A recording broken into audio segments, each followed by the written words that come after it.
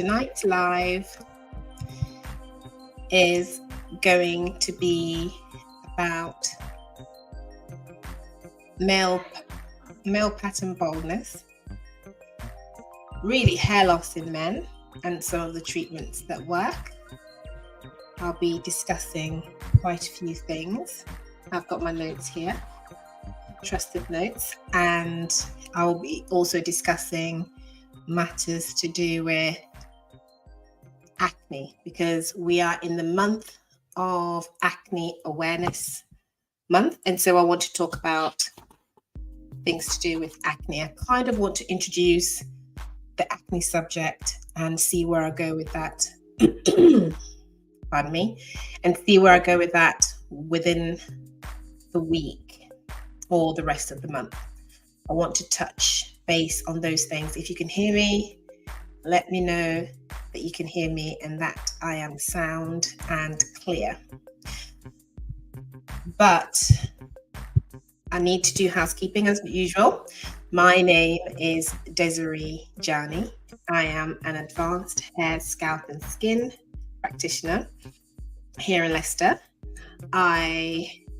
Within my clinic, I help solve people's hair, scalp and skin concerns, and I also help with clients and patients who perhaps want to prevent getting hair loss or hair shaft disorders, but want to live their life a little bit. They want to enjoy some things in the hair space, within the hair space, without the risk of losing their hair.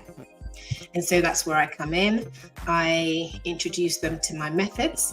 I use vegan and organic products, and I do these treatments on a sympathetic level that helps to ensure that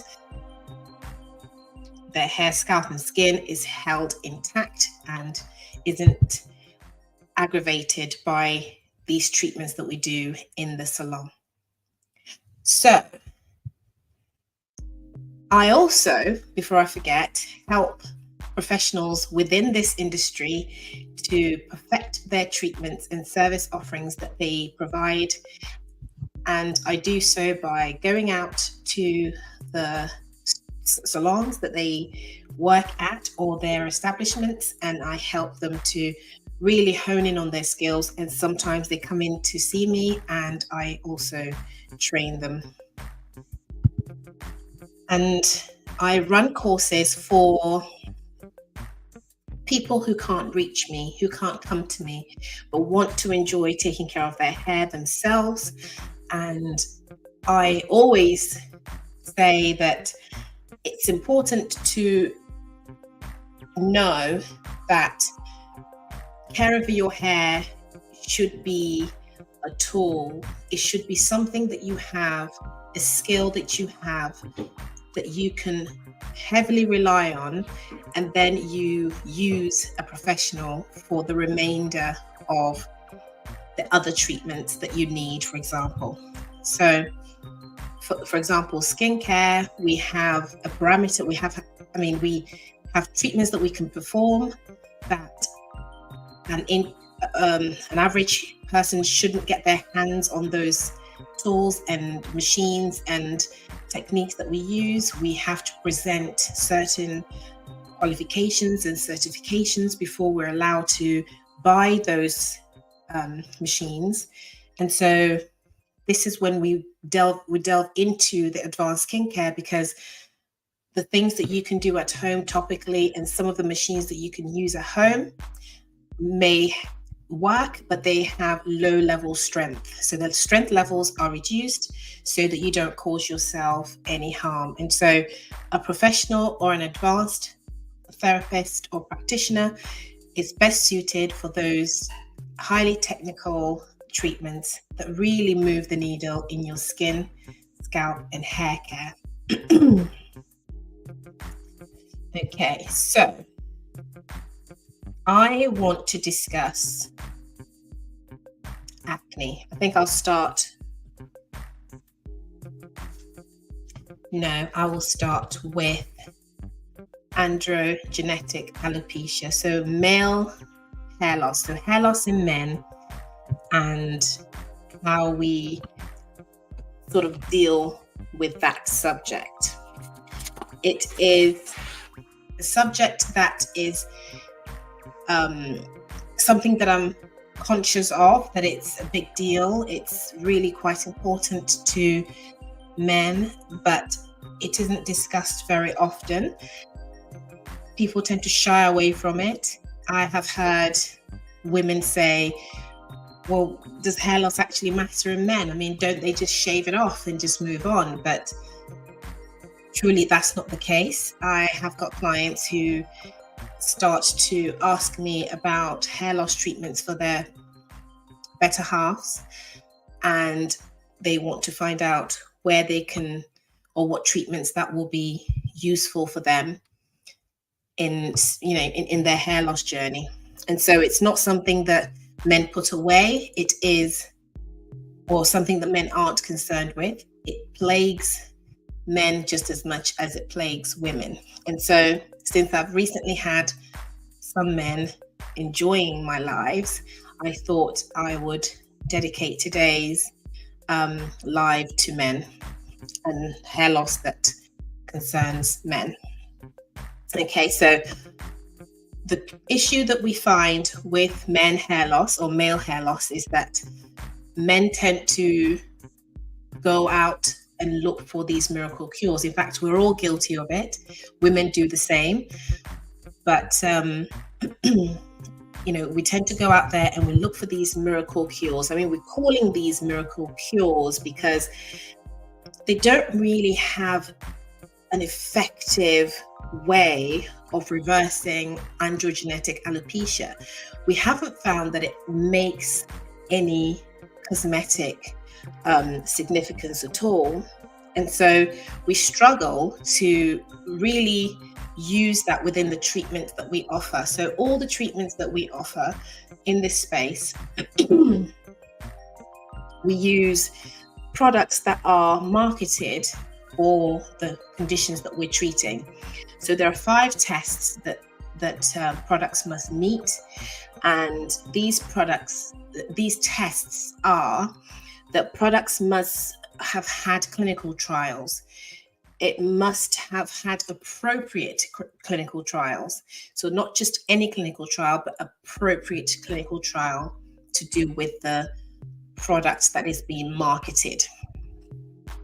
It needs to, the clinical trial needs to have been performed with the best statistical protocols. So they must have used the right sort of statistics to come to the conclusion that they came to. It has to have been conducted by experienced researchers, for example, people who are within the space of the area that is being that the product is being formulated at. Okay, so 4 tests. I'll correct myself. 4 tests that it must meet is that the product must have been clinically trialed. Okay, so appropriately clinically trialed. It must have been done with the best statistical protocols to make sure that it has got the numbers, in the fact that the research has been collected with good numbers that actually reflect the research that's been done.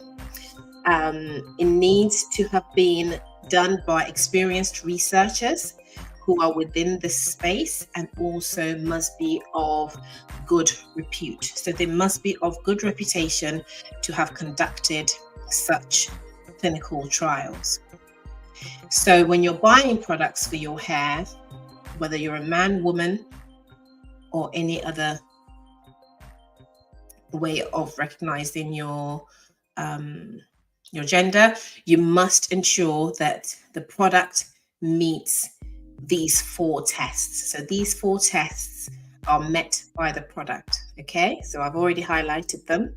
And so if a product doesn't meet these tests, how would we know? How would we know whether it meets the test or it doesn't? You can go on the website and check within the brand's website to find out what sort of clinical trials they did. You can, do your own research. You can give them a call and find out what they did to come to the conclusion that these products aren't just miracle cures. Okay, so we also call these miracle cures because without prior diagnosis and relevant treatment plan, we don't know how this is going to actually cure anything. If you don't know what you're curing, how do you know that the product that you're using would actually work for the disease that you're trying to treat? Okay, so we need to make sure that these products are going to work properly.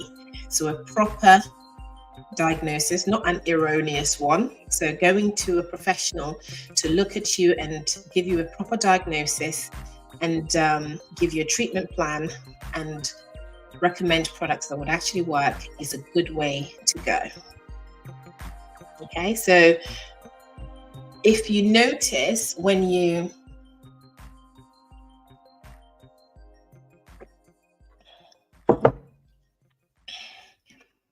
you buy these products, these miracle curing products, they tend to not make claims. They don't make claims that they're going to cure this disease. They rarely make those claims. They just air around and they skirt around, and they don't actually make a bold claim of what they're going to do. So, they kind of play around with words a little bit.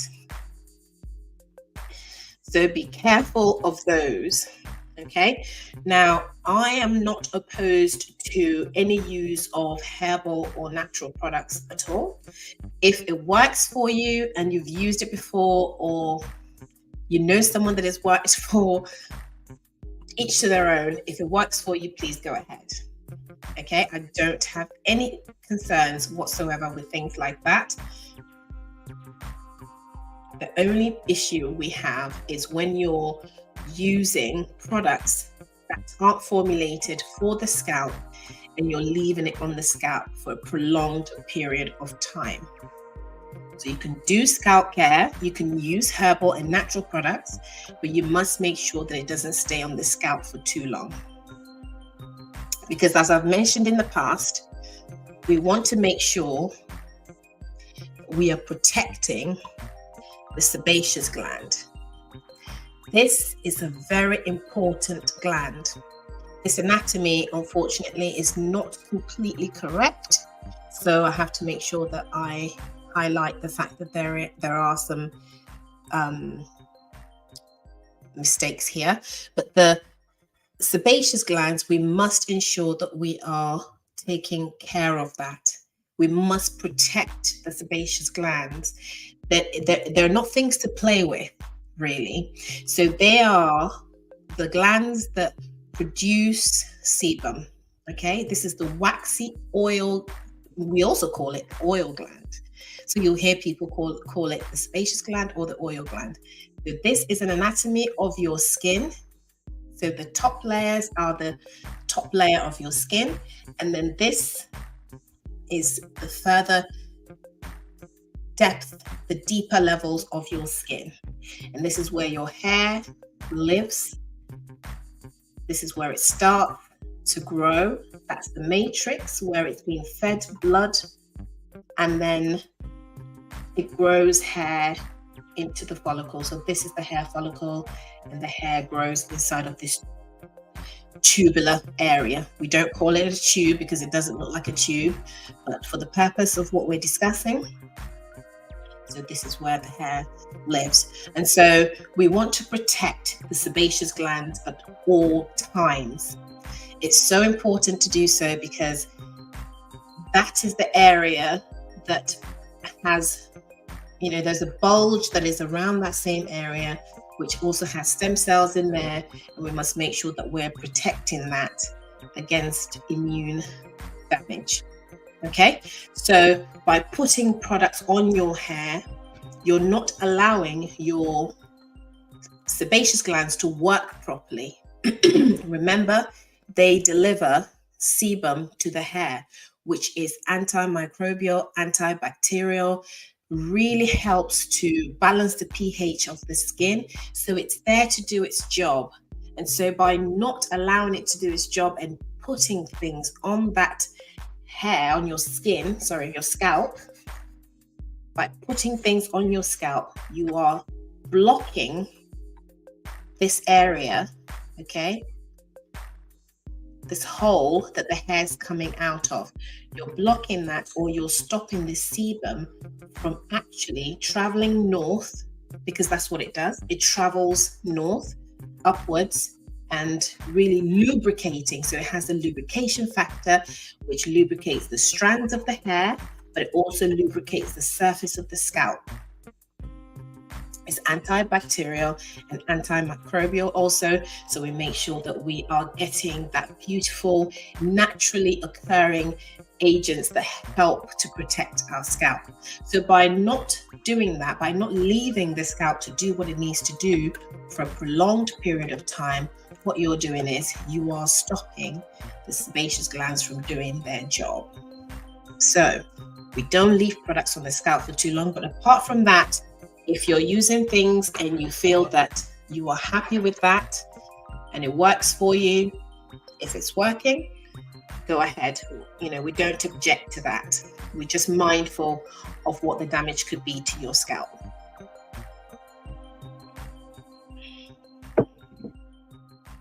Okay, so we've discussed the matters to do with the scalp. We've discussed miracle cures. I want to also talk about the fact that not objecting to people using these products, the reason behind it is that, you know, almost any product will help somebody to some degree at some time. Almost any product will help somebody at some degree at some time. And so if something has worked for somebody,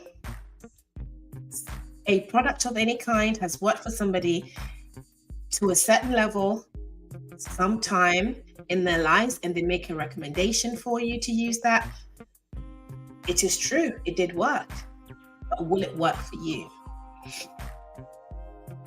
Will you still get that cosmetic, you know, acceptance, or that cosmetic significance or significant result in the product that you're using? Would it be acceptable to you cosmetically? Would you see, or will you be able to see a development in your hair and scalp that you can say is acceptable?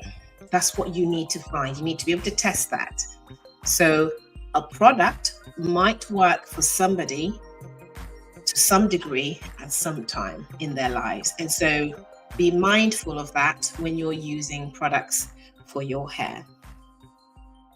But we have never found that these products have made any sort of reversal of severe or well-established male hair loss.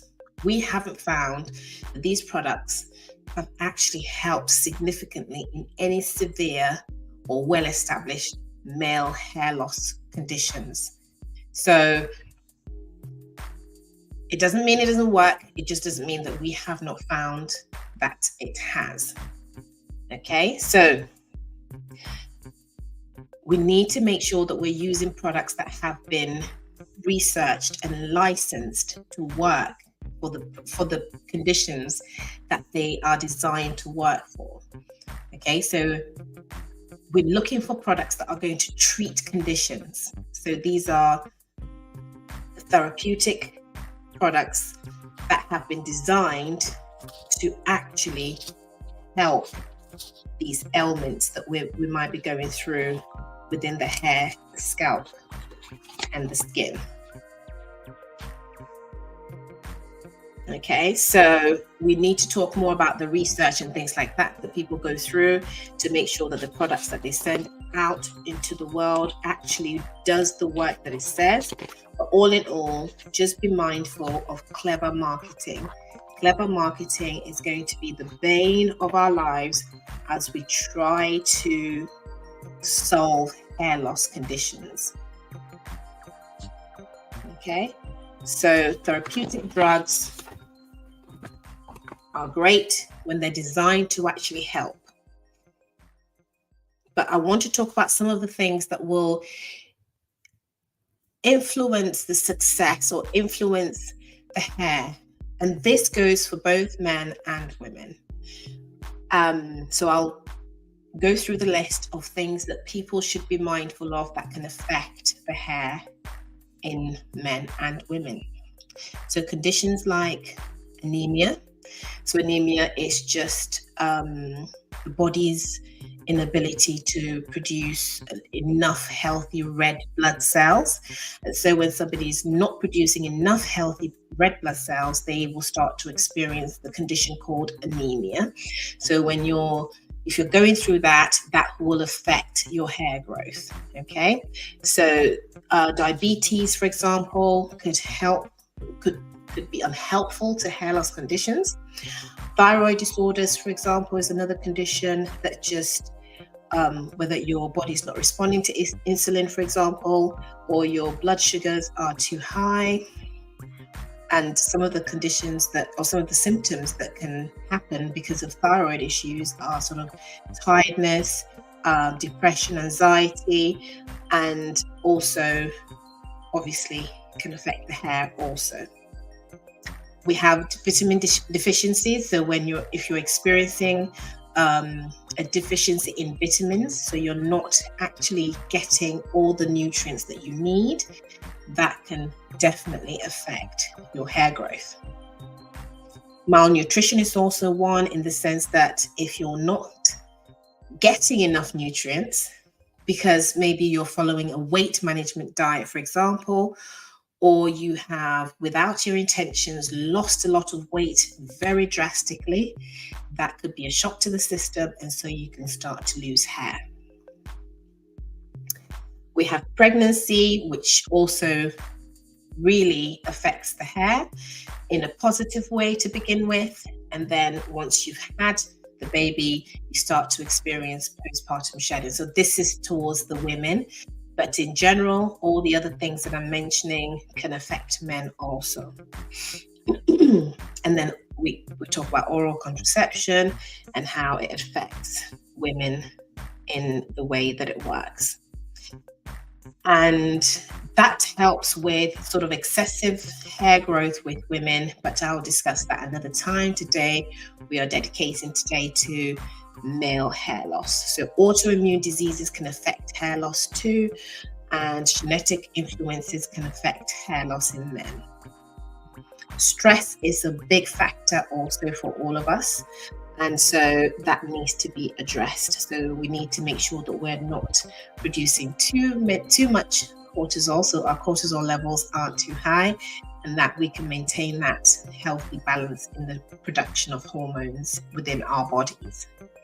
Certain infections can also have an effect on hair growth, and if somebody goes through a change in their temperature, so we call that pyrexia. If there's a change in your temperature, a sudden increase in your body temperature, that can affect the hair as well.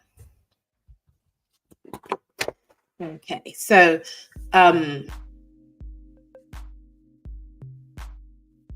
I want to speak about the way the pattern of the hair is in terms of loss within the male hair loss area. Okay, so male hair loss can occur around the hairline, so where you've got that sharpness of the hairline, so it can just start receding.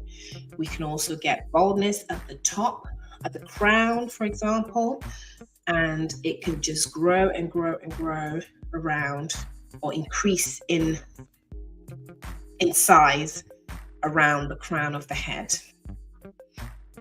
Okay, so we have treatment that we use for male hair loss. And we find that, finasteride works really well. So does minoxidil.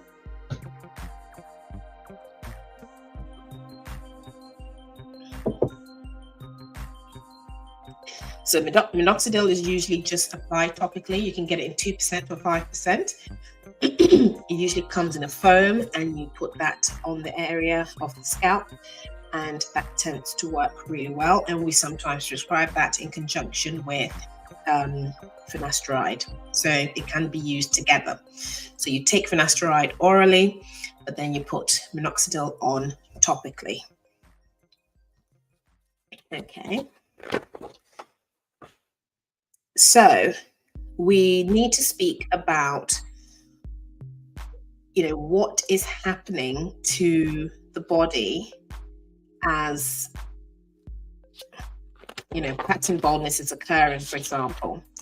So we need to make sure that, there isn't any sort of associated losses in other areas. We need to observe certain areas around the face of men.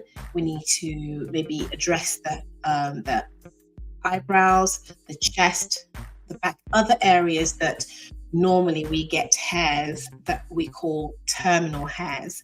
So hairs that are on our scalp or in the pubic areas are what we call terminal hairs. These hairs have got a life cycle, and they tend to be very, very strong hairs that go through the entire life cycle. We have other hairs that don't stay on the skin, like lanuga hair, for example, which is hair that babies are born with, and then they shed that hair, off their skin, and they're very fine hairs, and they just shed the skin. They shed the hair straight away after birth or shortly after birth. And then we have vellus hairs, which are the hairs on the back of our hands, for example, on our faces. So when you go to have certain facials, you find that they will try to remove the fine downy hairs on your face. So those are what we call terminal hairs. They don't tend to have cortex. They don't tend to be strong enough. And so they are just hairs that are just fine, that when we remove, they don't grow back really any thicker or anything. They don't tend to become weighted in their the size of the actual hair strand does not increase in any way. No changes happen to it when we cut that hair. So if we cut terminal hairs, for example, we find that if you bulk them together and you cut it, it becomes strong. It appears stronger, and the weight of it is distributed differently. But with vellus hairs, that's not the case. It just really isn't the case at all. They're just completely different in the way that they are in texture and in just the coarseness of them. So they're the hairs on our faces, and in maybe at the back of our hands, maybe for women, but men, they can have terminal hairs in other areas, such as the face, the head, the chest, and the back. Okay. So we've spoken about miracle cures. We've spoken about how to make sure that your products that you're selecting are actually going to work for you. We've spoken about how marketing is geared to get you to buy products, and there are tests that they must satisfy. And if your products aren't satisfying those tests, then you should be mindful of, you should be skeptical of buying these products. Okay, and we spoke about whether herbal treatments and natural treatments are good for you, and I expressed that I generally don't advise clients to stay away from these treatments, because treatments will work for somebody at some time, to some degree, somewhere. So if it works for you, then it works for you. If it doesn't, then you must stop. But these products that we buy that are miracle cures haven't had enough research and aren't licensed to be used clinically. Okay, so products that are licensed to be used clinically for male pattern baldness are minoxidil and finasteride in the UK, and they're great in the way that they work. But of course, please make sure that you get a proper diagnosis. I haven't done my I haven't said that, really this live is, or these lives that I do are for educational purposes, and they are not for you to go off and start treating yourself and taking my advice and doing things with it. I am not a doctor, I am not a GP, I am not your doctor either. And so if you are needing to use anything at all for your hair and scalp, it is good to get a proper diagnosis, and so that a treatment plan will be devised for you, and then you can really save time, effort, money, and disappointment. Okay,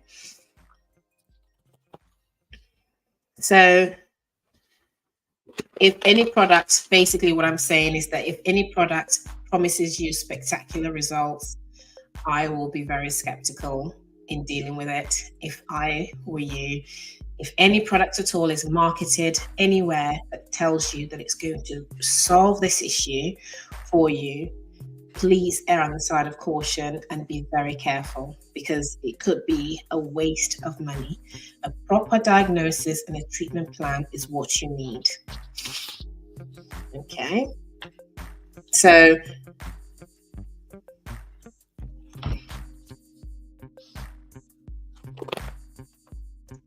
I want to talk about acne. I'm just going to quickly move on to acne so that we don't spend too much time. But if anybody wants to know something more in detail about some of the things that I've discussed, please just make a comment on this video wherever you find it, on YouTube or Instagram or TikTok, wherever you find this video. You can ask any question and I will answer from there. But also need to talk about, the side effects that you may have from some of these treatments, and how to use some of these treatments. So I'm just going back quickly to the male hair loss part before I move on to the acne. So finasteride is a product that is also called Propacia or Proscar, for example. So you'll find that it is something that you take orally, as I've explained, and apparently now you can find it in a topical form that you can apply. But they are prescription only drugs. You shouldn't want, in the UK at least, you shouldn't be able to source that anywhere over the counter, for example. They are prescription only products. Okay, and so you apply that on the front of the head where the hair loss is, and it seems to work brilliantly, wonderfully. And so the same with sort of minoxidil, but you apply that also onto the area of the scalp, which is the top of the area. Some of the side effects that we have had reported are things like loss of libido, or some other undesirable effects in men. So be mindful of that when you're taking that. But what also is, what we know is that these are, they disappear. These side effects do disappear after a short period of time. So it's just at the introduction rate of the products and the treatment that, initially gives these symptoms or these side effects, but after a period of time that those subside. Okay, so we usually expect people to start to notice an effect in the treatments that they're having within 3 to 6 months. So that's when you should roughly expect to start noticing some improvement. But 12 months is really the sweet spot when you notice that this is doing great and it's working for you. And this is the reason why we suggest that you partner up with a professional who knows what they're doing, because they'll be able to monitor that for you. They will be able to monitor your development and make sure that you are getting the cosmetically acceptable results that you need, okay, or that you're wanting. And so I have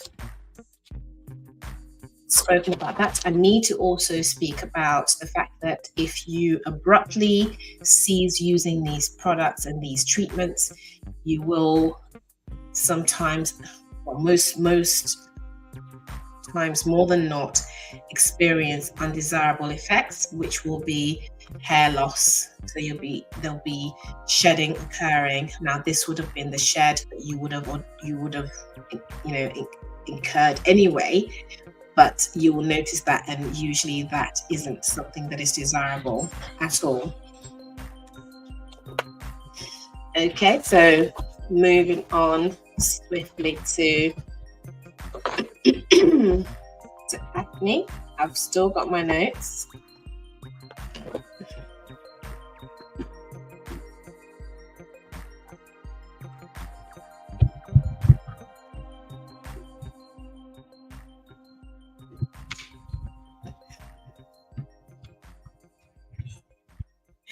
I'm so sorry.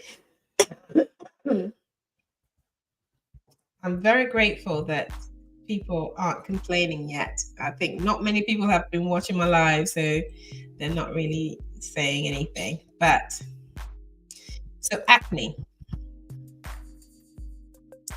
So acne occurs when the hair follicle becomes blocked. So when I discussed hair, scalp, and skin, there's a reason behind it, because they're all linked. Okay. They're all linked because this is a section of the skin. The anatomy of the skin is the model of the skin, and it has hairs growing from the skin, right? And so acne is when this hair follicle, or rather, this is the follicle, this is as far as it goes. So when it gets blocked, it could get blocked further down here, or it could just get blocked up here. So what's basically happening is that excess sebum, okay, excess sebum that is released from here is mixing with the dead skin cells at the top right there, and that mix can actually block the hair follicle. Okay, so the mixture of the two becomes a substance that blocks that hair follicle. Okay, and this can happen in the face, the chest, and the back. So acne can occur wherever there is blockage caused by sebum and dead skin cells. Pardon me. And so when there are hormonal changes, we also find that people start to experience acne. So this could be during the teenage years, where testosterone levels are high, and we also notice that even in girls, when they are of the puberty age, there's testosterone levels are high, because they use that to build muscle and strength within their body. So that can also increase the chances of getting acne. And genetics also have a factor to play in this. And we find that if somebody in the family had acne, there is a high chance that a teenage child will also experience acne. And some of the things that we notice is that people start to assume that acne occurs because the skin isn't clean, and they think it's just down to somebody not just having their personal hygiene really looked at. We find that acne does not occur because of unhygienic areas, or areas of the skin, because really it doesn't necessarily happen at the top of the skin. As we know, it's really occurring because sebum production is mixing with the dead skin cells and is blocking And so it's not really to do with cleanliness. And so when patients tend to over clean their skin because they think they're getting acne, it becomes an issue because it just aggravates the condition. Another thing it does is that it dries out the skin because you're over cleansing, and you're going to end up causing more dryness. Also, it can make the skin oilier because by virtue of the fact that you're over cleaning, you're stimulating more oil production, and then the condition starts to get worse. It gets aggravated in other ways. So treatment can happen in terms of topical over-the-counter treatments that you can buy from the pharmacy, or you can be prescribed really strong medications by the GP, by your doctor, or antibiotics, for example, could be something that could be considered for you.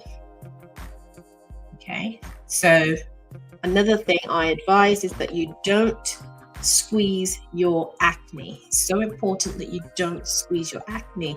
People think that by squeezing the acne, it's going to go away. It won't go away by squeezing it. In fact, what you do is you're creating opportunities for scarring, pigmentation, and open pores. Okay, so when that sebum blocks the pores, which is the opening of the hair follicle, that's the hair follicle, comes all the way up. Opening is right here. So when the hair follicle is open and you are blocking it by squeezing, you're squeezing that mixture of the dead skin cell and the sebum and basically imploding it inside of the hair follicle. So you really shouldn't be doing that. Okay, when you do that, you end up with blackheads, for example. So or you end up with scarring of the skin. So try not to pop those acne spots.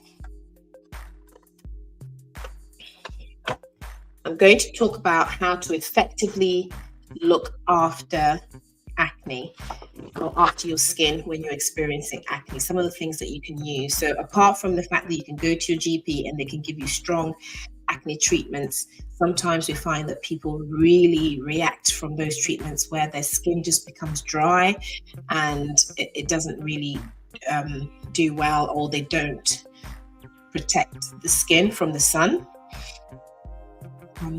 So they don't protect the skin from the sun when they're using these strong treatments, and then they end up with hyperpigmentation, which we then have to treat afterwards. So really getting bespoke skincare that is tailored for you to help you manage skin acne is so important.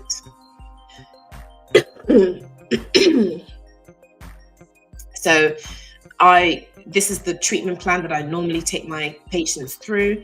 So we would be using things that have these beautiful ingredients in there. I'm just going to discuss the ingredients and tell you their properties so that when you're out there, you're looking out for them.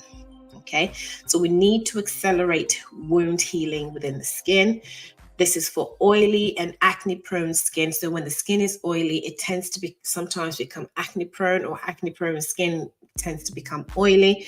And so we look for things like antibacterial ingredients that helps to also reduce the inflammatory response to the skin. And tea tree is very good for that. It really helps to it has the antibacterial effect. It also helps to give the skin a really nice anti-inflammatory skin wound healing response to the skin. We also use products that may have salicylic acid in there. Now, if somebody's allergic to aspirin, we don't use that, but salicylic acid basically is aspirin. That's the ingredient in there, and we use that a product that is rich in that to help to deeply clean the skin, but also mildly exfoliate the surface of the skin, just so that we can create that decongestion.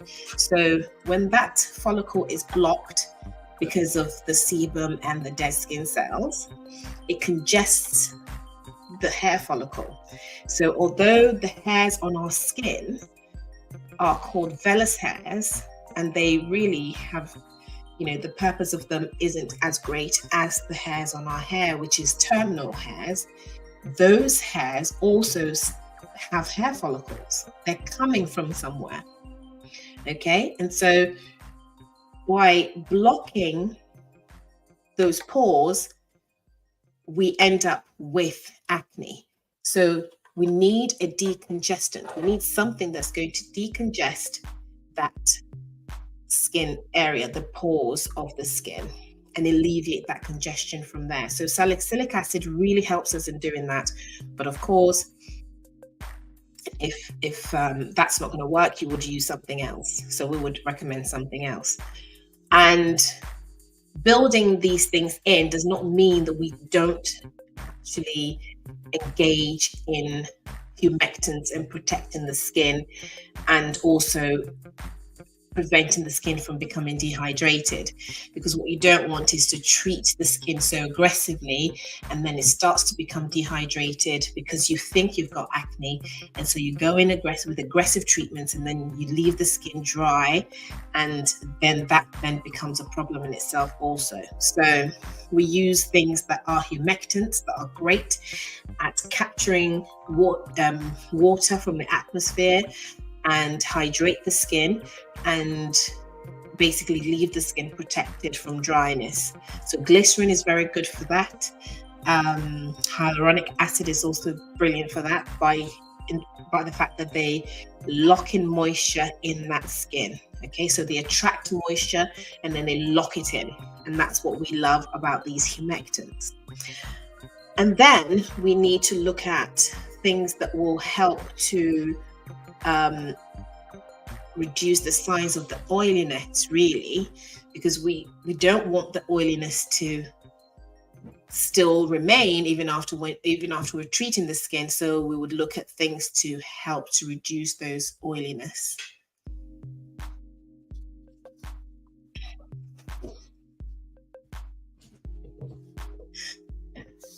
Okay. So some things that we use are things like AHAs and BHAs. So alpha hydroxy acids are toners that we use for the skin, and we normally use that if someone is allergic to salicylic acid. So if someone's allergic to aspirin, we would use an alpha hydroxy acid to help them to really tone that skin, exfoliate it, and deep clean the skin. So we do have alternatives, and these are not singular active ingredients that we just pick up and just use. They are formulated within the products, and so they help to look after your skin. So they are combined and formulated properly. Okay, so apart from that, for now, I want to just leave acne here. No pun intended. But, we want to talk about this at great length, so I want to take it step by step. And I will move on at some point during the week to talk about acne rosacea and other types of acne, to make sure that we are really becoming well versed on acne and how to treat it. So just to give a recap of how acne occurs in the skin, and the fact that cleanliness or lack of cleanliness is not the reason why acne occurs. And so over cleansing the skin can actually aggravate the condition in itself. So we must be very careful when we're doing that.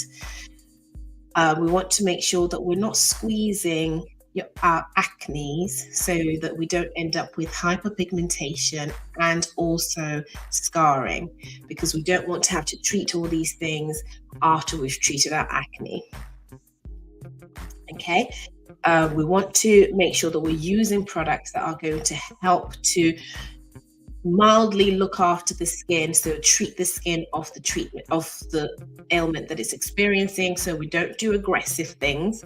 We are using things that are not only going to really give that antibacterial effect and anti-inflammatory effect, but also we need to go in and moisturize that skin. We need to attract moisture and we need to lock it into the skin so the skin can have the resilience that it needs to move on. So we're cleansing, we're deep cleansing, we're decongesting, but we're also making sure that we're attracting moisture and locking in moisture. So treating acne is not just to be harsh and astringent and exfoliating and all of that. You do need to have a really tailored attack on the condition so that you can get rid of it properly and learn how to manage it. And the skin that you're left behind with should be smooth, resilient, glowy, and moisture balanced, basically. So let's make sure that we're tackling acne properly. So we're making a real intention of dealing with acne. So I'm going to end by saying that if you are in need of any of these treatments that I offer, you can find me on Instagram at Vegan Hair Salon UK. And on TikTok, I'm also there, and on Facebook. And so you can access all my treatments on there. And if you want to know more about the things that I discuss, you can reach out to me at those social media platforms as well. So today we've spoken about male hair loss, some treatments. We've also spoken about acne in keeping with the Acne Awareness Month. And we'll continue talking about this during the next days to come. I'll delve a little bit deeper into other acne conditions and continue talking about the hair, scalp, and skin. So thank you for joining me. And if there are no questions, I will say good night and goodbye.